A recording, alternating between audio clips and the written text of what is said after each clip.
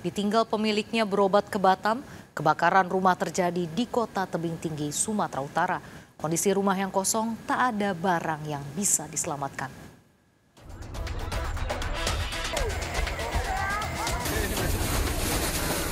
Sebuah rumah semi permanen di lingkungan 4 Jalan Kapten Tendean, Kota Tebing Tinggi, Sumatera Utara terbakar. Kondisi rumah yang kosong membuat tak ada barang yang bisa diselamatkan. Rumah ini sudah ditinggal pemiliknya selama 10 hari karena berobat ke daerah Batam, Kepulauan Riau.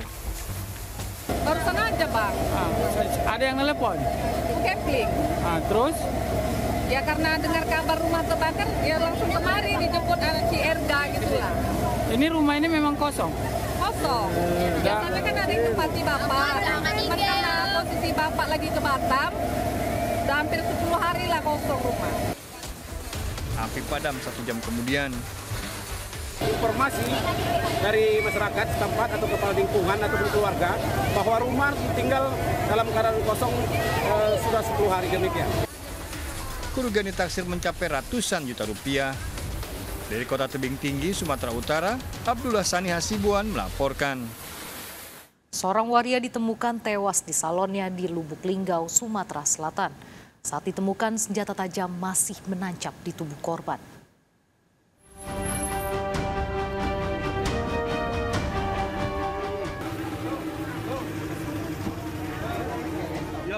Warga Kelurahan Perumnas Rahma, Kota Lubuk Linggau, Sumatera Selatan dikejutkan dengan tewasnya seorang waria di salon kontrakannya. Korban diperkirakan sudah tewas beberapa hari karena saat ditemukan beraroma tak sedap. Pada tubuh korban, warga Rejang Lebong Bengkulu ini tertancap senjata tajam. Jasad korban dibawa ke Rumah Sakit Umum Daerah Siti Aisyah, Kota Lubuk Linggau untuk diotopsi. Polisi sudah mengantongi identitas diduga pelaku. Kemungkinan kita masih belum tahu. Ya. Nah, ini anggota sedang melakukan pengejaran. Mudah-mudahan cepat tertangkap. Saya minta pada warga di sekitaran TKP, apabila ada informasi, saya minta tolong berikan informasi kepada kepolisian. Kasusnya dalam penyelidikan. Dari Lubuk Linggau, Sumatera Selatan, Amri Wijaya melaporkan. Pemirsa, mantan Kadif Propam Irjen Verdi Sambo dipecat, diberhentikan tidak dengan hormat dalam putusan sidang Komisi Kode Etik Polri. Verdi Sambo dinyatakan berbuat tercela dalam kasus penanganan dan rekayasa tewasnya Brigadir Yosua Huta Barat. Namun Irjen Verdi Sambo mengajukan banding atas pemberhentian tidak dengan hormat PTDH.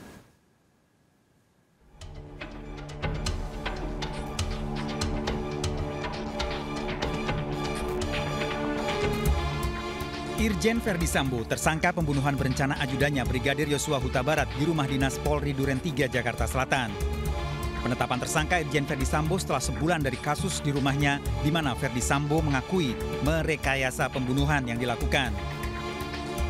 Berawal dari laporan pelecehan seksual pada istrinya Putri Chandrawati hingga tembak-menembak antara Barada, Richard Eliezer, dan Brigadir Yosua.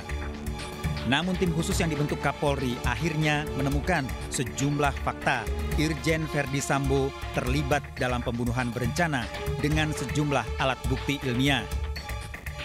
Irjen Verdi Sambo ditempatkan dalam tahanan khusus Makobrimob Kelapa II, Depok. Usai ditetapkan sebagai tersangka pembunuhan berencana, Irjen Verdi Sambo menjalani sidang dugaan pelanggaran etik di gedung TNCC Mabes Polri, Jakarta Selatan sejak pagi hingga dini hari. Verdi Sambo memakai seragam dinas polos tanpa logo kesatuan emblem Polri. Sidang yang berlangsung secara tertutup menghadirkan 15 saksi. Para saksi memberi keterangan secara langsung maupun online. Kuat Ma'ruf dan Bribka Riki Rizal memberikan keterangan secara langsung, sementara Barada Eliezer secara online. Sidang etik juga diikuti oleh Komisi Kepolisian Nasional sebagai pengawas eksternal untuk memantau jalannya sidang. Dalam sidang etik yang dipimpin Kabintelkam Polri, Komjen Ahmad Doviri, Irjen Verdi Sambo mengajukan surat pengunduran diri. Putusan sidang Komisi Kode Etik Polri yang berlangsung selama 18 jam memutuskan pemberhentian dengan tidak hormat pada Irjen Verdi Sambo. Pemberhentian tidak dengan hormat atau PTDH sebagai anggota Polri. Pemberhentian tidak dengan hormat Irjen Verdi Sambo ini atas pelanggaran dalam kasus tewasnya Brigadir Yosua. Verdi Sambo melawan dan mengajukan banding atas keputusan PTDH yang diberikan. Bahwa sanksi yang dijatuhkan yang pertama adalah sanksi etika, yaitu perilaku pelanggar dinyatakan sebagai perbuatan tercela. Yang kedua, sanksi administratif berupa yang pertama penempatan dalam tempat khusus selama 21 hari. Tentunya bersangkutan sudah menjalani paksus, ya tinggal hasil sisanya. Dan yang kedua adalah pemberhentian tidak dengan hormat atau PTDH sebagai anggota Polri. Ya meskipun yang bersangkutan mengajukan banding, ini merupakan hak yang bersangkutan. Dalam sidang etik terungkap 7 pelanggaran yang dilakukan Irjen Verdi Sambo. Verdi Sambo telah menjalani penempatan khusus di Makobrimob sebagai bagian dari sanksi pelanggaran etik. Sementara terkait pelanggaran pidana, Polri akan segera melimpahkan berkas perkara pembunuhan berencana Brigadir Yosua dengan tersangka Irjen Verdi Sambo, Barada Richard Eliezer, Brigadir Ricky Rizal, serta Kuat Ma'ruf. Tim Liputan iNews melaporkan. Istri Verdi Sambo, Putri Chandrawati, diperiksa lebih dari 9 jam di Bareskrim Mabes Polri sebagai tersangka pembunuhan berencana Brigadir Yosua. Sebelumnya, Putri batal diperiksa Kamis pekan lalu karena sedang sakit.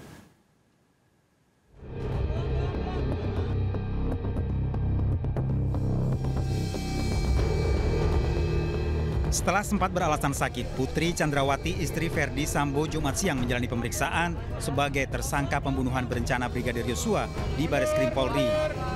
Sebelum diperiksa tim khusus, Putri Chandrawati lebih dulu menjalani pemeriksaan kesehatan.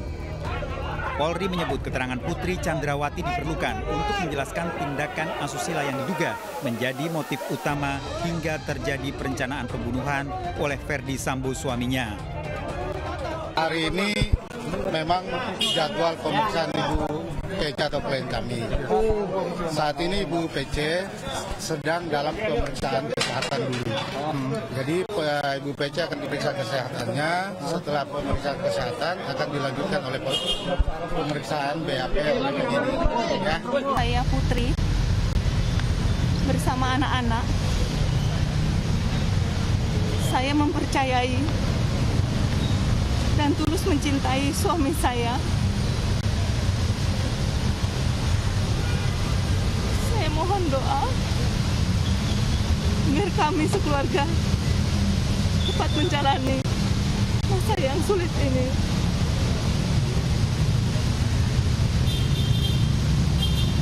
Dan saya ikhlas memaafkan segala perbuatan yang kami dan keluarga alami. Dari awalnya sebagai saksi kunci, Putri Chandrawati ditetapkan sebagai tersangka pembunuhan Brigadir Yosua Huta Barat pekan lalu.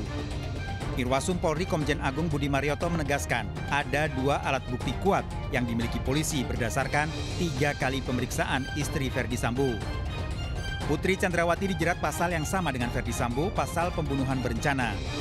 Meski berstatus tersangka, Putri belum ditahan karena alasan kesehatan dan perlu proses pemulihan selama 7 hari. Tim Liputan iNews melaporkan. Sementara itu, kuasa hukum Brigadir Yosua Huta Barat, Kamarudin Simanjuntak, melaporkan laporan palsu pelecehan seksual ke Bareskrim Polri. Pelaporan ini terkait pelaporan pelecehan seksual Putri Chandrawati, istri Irjen Verdi Sambo.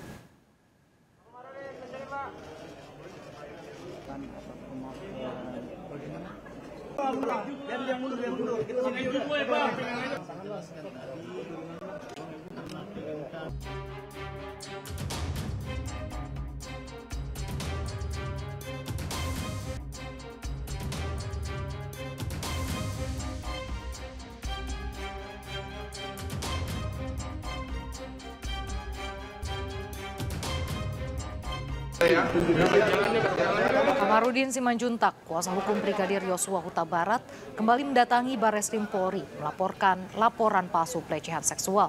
Laporan ini karena berubah-ubahnya keterangan Putri Chandrawati yang sebelumnya melaporkan pelecehan seksual yang dilakukan Brigadir Yosua.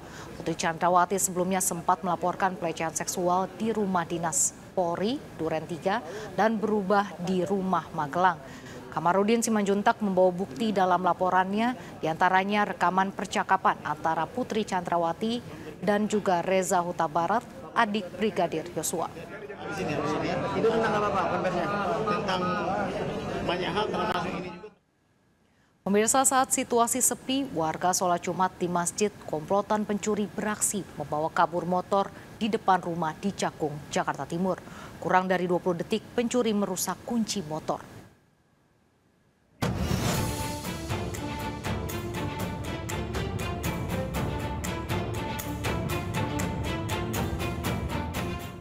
Dari rekaman CCTV, satu pelaku berjalan kaki memantau situasi di gang Masjid Jami Al-Ikhlas Penggilingan Cakung, Jakarta Timur, Jumat siang kemarin. Satu pelaku lain berjaga di ujung gang. Hanya dalam hitungan detik, pelaku menggasak satu sepeda motor korban yang terparkir di depan rumah kontrakan. Pelaku beraksi saat situasi sepi ketika warga sedang sholat Jumat dan kondisi motor yang tidak terkunci. Korban baru menyadari motor yang hilang saat akan berbelanja. Nah, udah habis mantau, keluar dia, duduk sebentar, langsung putar udah. Itu cepet dia ngambil, Bang? Oh, cepet banget. Nggak ada semenit? Nggak ada semenit. Abang posisi di dalam tuh? Di dalam. Nggak kedengeran tapi ya? Nggak kedengeran, soalnya kan kita tutup pintu. Biasanya sih nggak pernah.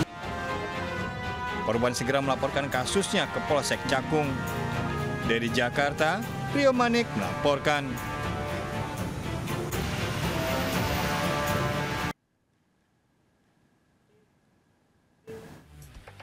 Pemirsa, sejumlah rumah di kawasan padat penduduk di Petamburan, Jakarta Barat terbakar akibat korsleting listrik. Warga panik akibat petugas damkar kesulitan memperoleh sumber air. Ikuti informasi selengkapnya sesaat lagi, tetap bersama Serkap.